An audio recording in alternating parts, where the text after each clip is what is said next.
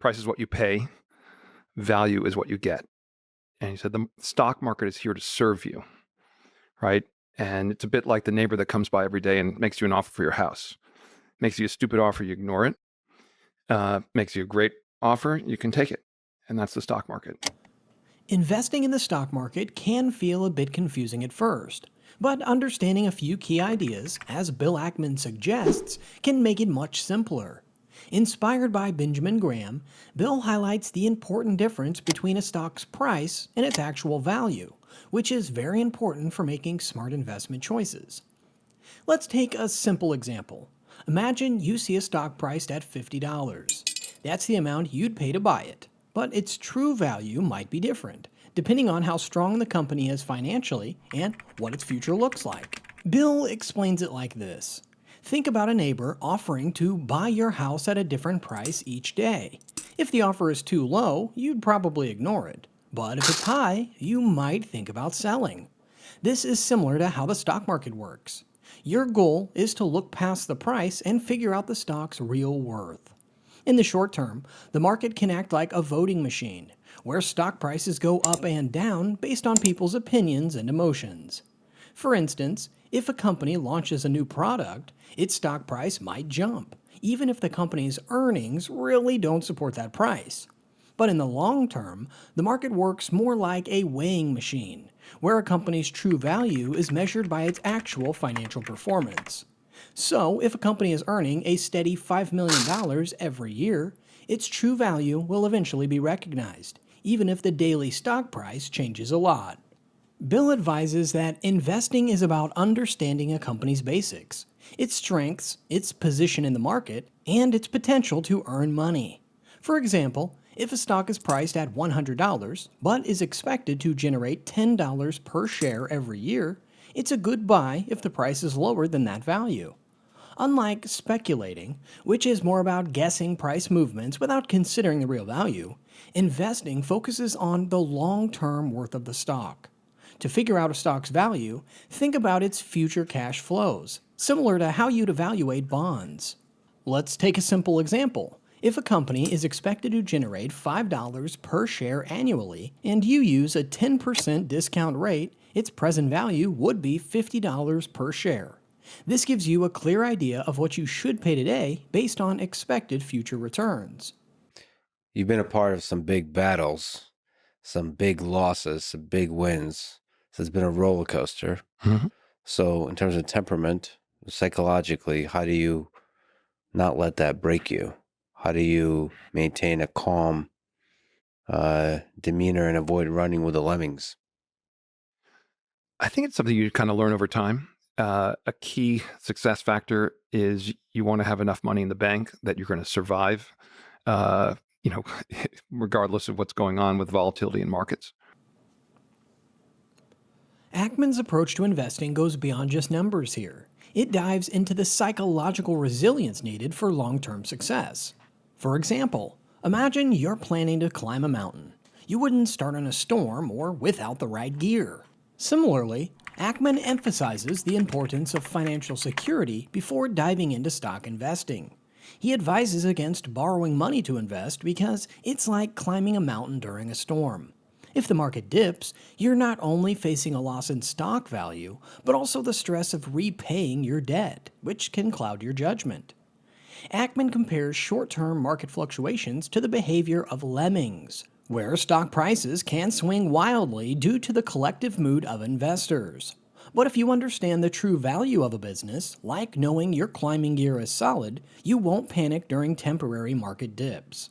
For instance, if a strong company like Google sees its stock price drop from $160 to $75, an informed investor recognizes this as a potential market overreaction, rather than a true loss in value. Ackman also stresses the importance of doing your homework.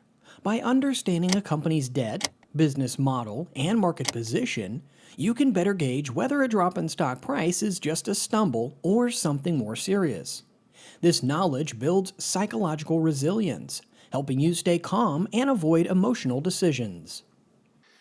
So every consumer has a view on different brands and different companies. And what we look for are sort of these non-disruptable businesses, a business where you can kind of close your eyes, stock market shuts for a decade, and you know that 10 years from now, it's going to be a more valuable, more profitable company. So we own a business called Universal Music Group. It's in the business of helping artists become global artists, sort of the recorded music business. And it's in the business of, owning rights to sort of the music publishing rights of songwriters.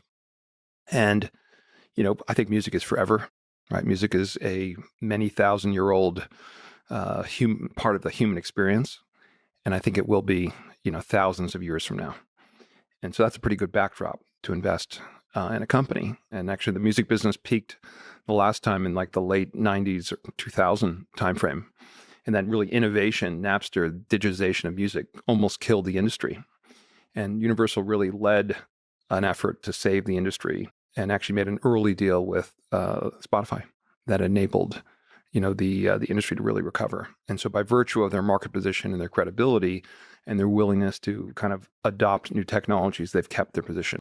And I actually think AI is not going to be the primary creator of music. I think we're going to actually face the reality that it's not that music has been around for thousands of years, but musicians and music has been around. Like, we actually care to know who's the musician that created it, just like we want to know that who's the artist, human artist that created a piece of art.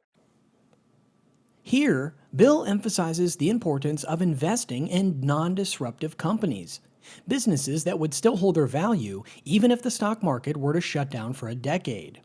The key is to invest in companies that can thrive regardless of a market or economic changes.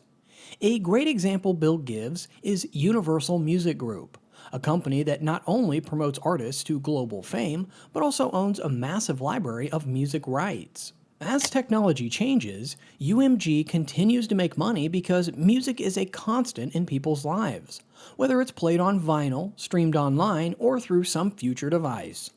Let's take a simple example. Imagine you invest in a bakery that's been in your town for 50 years. This bakery might not be the trendiest spot, but it's reliable, with loyal customers who love its bread.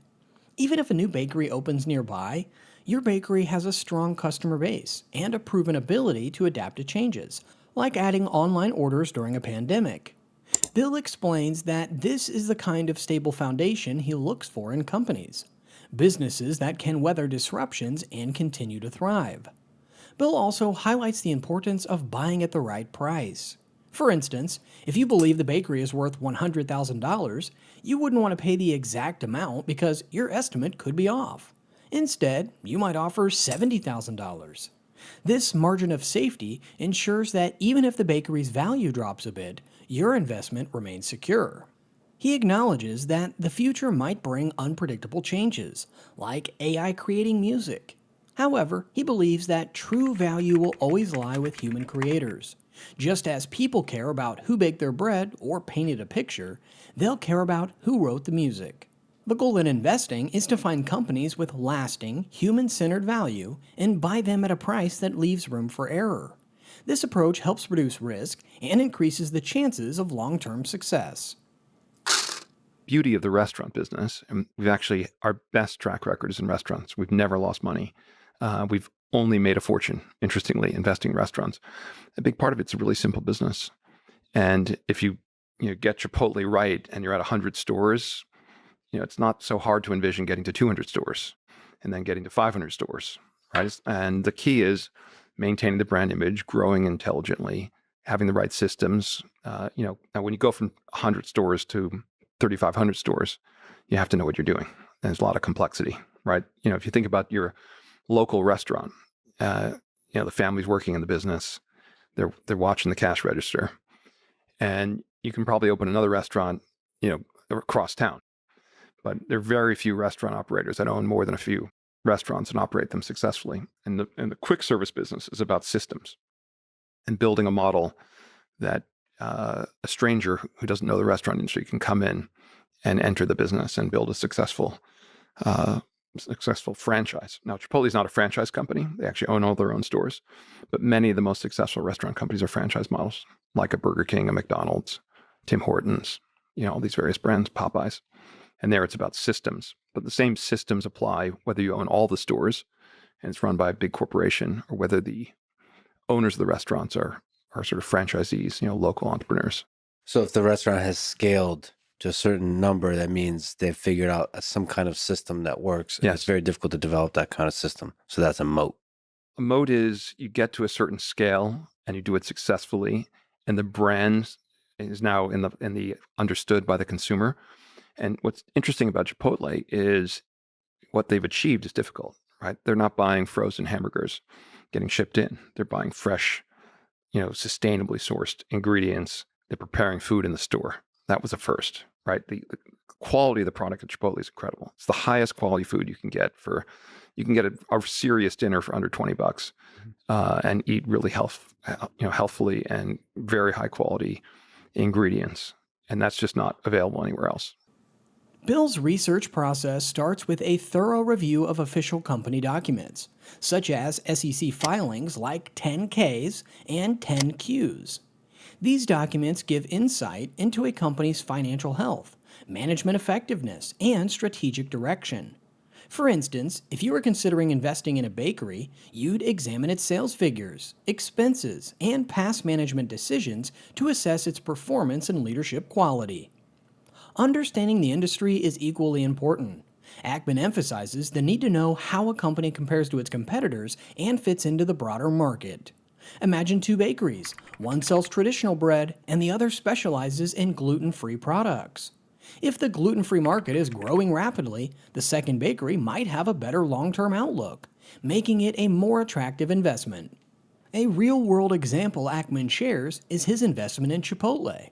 After a food safety issue in 2020, the company's stock price fell by 50%. However, Ackman recognized that Chipotle had a solid foundation, a great concept, a loyal customer base, and a product people loved. He saw the stock drop as an opportunity to buy a strong company at a discount, knowing that with the right improvements, its value could recover. Ackman also stresses the importance of buying at the right price. Even the best businesses can be poor investments if you overpay. For example, if you think a bakery is worth $100,000 but pay $150,000, it might take much longer for your investment to pay off, if it ever does. Instead, you might wait for a temporary dip in the bakery's value, perhaps due to a management mistake, and buy it for $70,000. This approach allows room for errors in your valuation while still offering the potential for significant returns.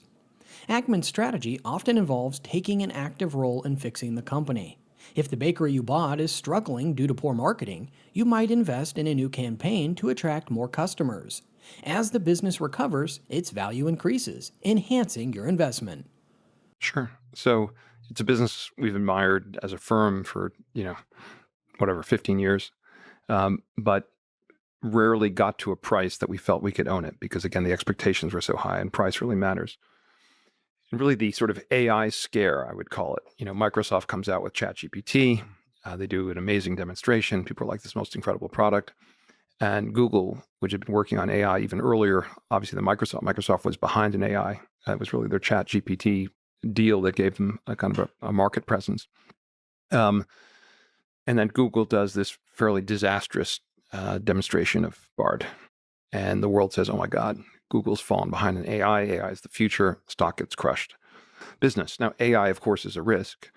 If all of a sudden people start searching or asking questions of ChatGPT and don't start with the Google search bar, that's a risk to the company. One question: why Google is still such a dominant force in technology? It's not just a search engine anymore. They've expanded into so many areas. But what makes Alphabet, the parent company of Google, so resilient? Why do you remain positive about it, especially in the face of challenges like AI competition? The opportunity arose when concerns about AI, particularly after Microsoft's launch of ChatGPT, led to a significant drop in Alphabet stock. Despite Google's initial struggles with its AI product, Bard, Bill Ackman saw this as an overreaction by the market, which presented a chance to buy into a strong company at a lower price. What gives Ackman such confidence in Alphabet? It comes down to the idea of a moat. A moat in business means having a significant advantage that makes it hard for competitors to take over. Alpha's dominance in search and online advertising is a prime example of this. For instance, imagine Alphabet as the most popular bakery in town. People don't just buy bread, they Google it. This kind of brand dominance is rare and incredibly valuable. When Alphabet's stock dropped to around 15 times earning, Ackman recognized a buying opportunity. To put it simply, if Alphabet were that bakery, this would be like buying a share of its profits for $15 when it typically costs $25 or more. This lower price made the investment attractive because it offered a higher earnings yield. For example, if you invested $100 in Alphabet at this price, you might expect to earn about $7.50 annually, a strong return compared to the safer options like government bonds, which might only offer 4. Bill also highlights Alphabet's vast data and AI capabilities. Even though Microsoft's ChatGPT grabbed a lot of attention, Google has been working on AI for years, and its extensive data resources give it a significant edge. Imagine that the bakery not only sells bread, but also knows exactly what each customer likes. This detailed knowledge allows the bakery to stay ahead by continually improving its products, ensuring it remains the top choice. Along with this, Alphabet's growth potential goes beyond its current earnings. The company is heavily investing in areas like cloud computing, where it's becoming a major player. These investments aren't fully reflected in its earnings yet, suggesting hidden potential that could drive future growth. If you've made it this far, you're already ahead of 90% of people when it comes to understanding smart investing. You're now better equipped to make smart investment decisions. Remember, investing is a long-term game. Stay tuned for our next video.